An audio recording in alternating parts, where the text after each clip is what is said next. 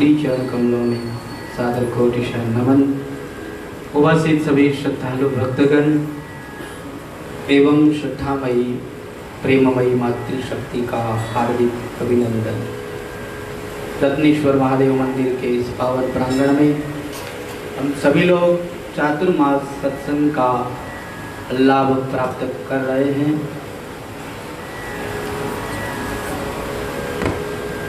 कल हम लोगों ने श्रवण किया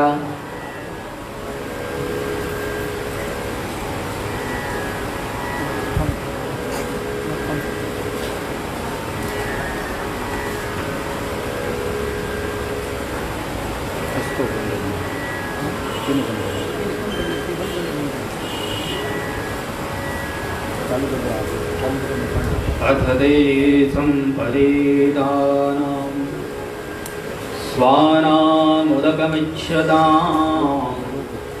दातुं सकृष्णा गंगायां पुरस्कृत्य ययुस्त्रियः।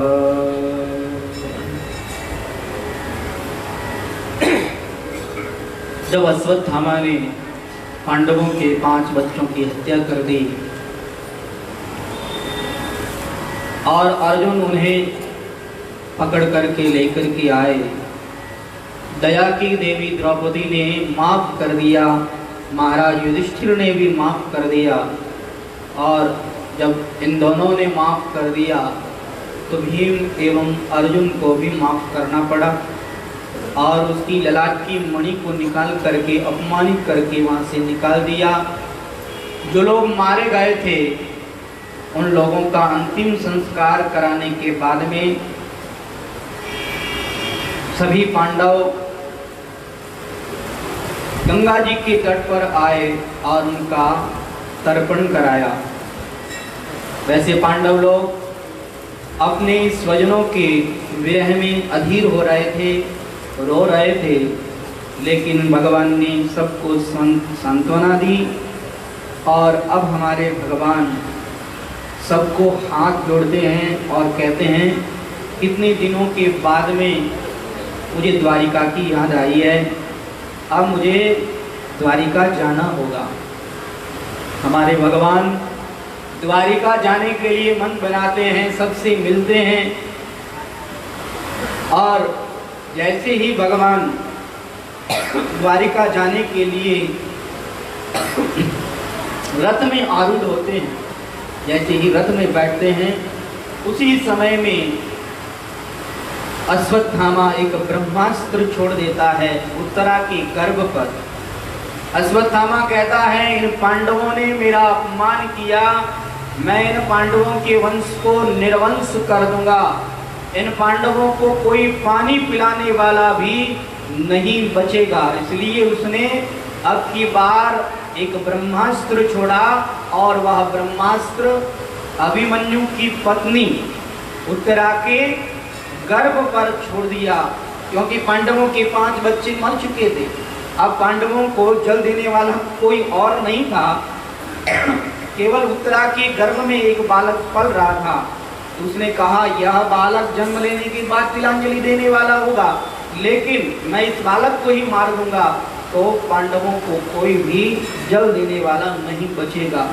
पांडवों के साथ दुर्व्यवहार होने के कारण, पांडवों के साथ वैर होने के कारण इसने पांडवों पर 5 बाण छोड़ दिए और उत्तरा के गर्भ पर ब्रह्मास्त्र छोड़ दिया। इस ब्रह्मास्त्र को अपनी ओर आते हुए देखा, जैसे ही ब्रह्मास्त्र को अपनी ओर आते हुए देखा घबरा गई उत्तरा, और उत्तरा ने घबरा करके भगवान श्री कृष्ण की शरण ग्रहण करी, भगवान श्री कृष्ण की शरण में आ गई और वह उत्तरा भगवान की स्तुति गाने लगी। पाहि पाहि महायोगिन देवदेव जगत्पते,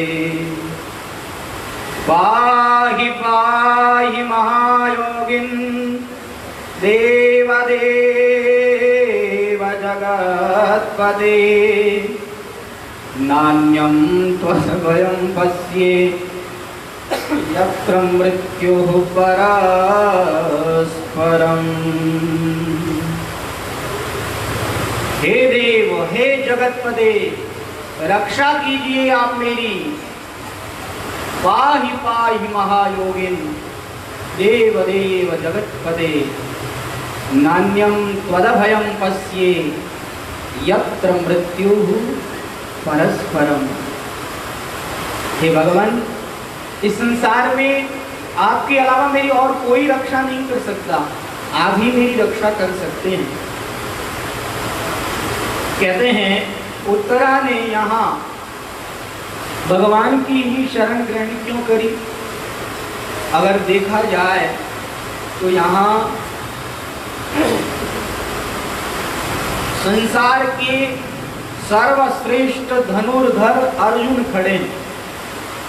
अर्जुन के सामने कोई भी शत्रु ठहर नहीं सकता है, ऐसे सर्वश्रेष्ठ धनुर्धर अर्जुन खड़े और संसार के सर्वश्रेष्ठ गदाधर भीम खड़े हैं और भाला चलाने वाले श्रेष्ठ युधिष्ठिर खड़े हैं।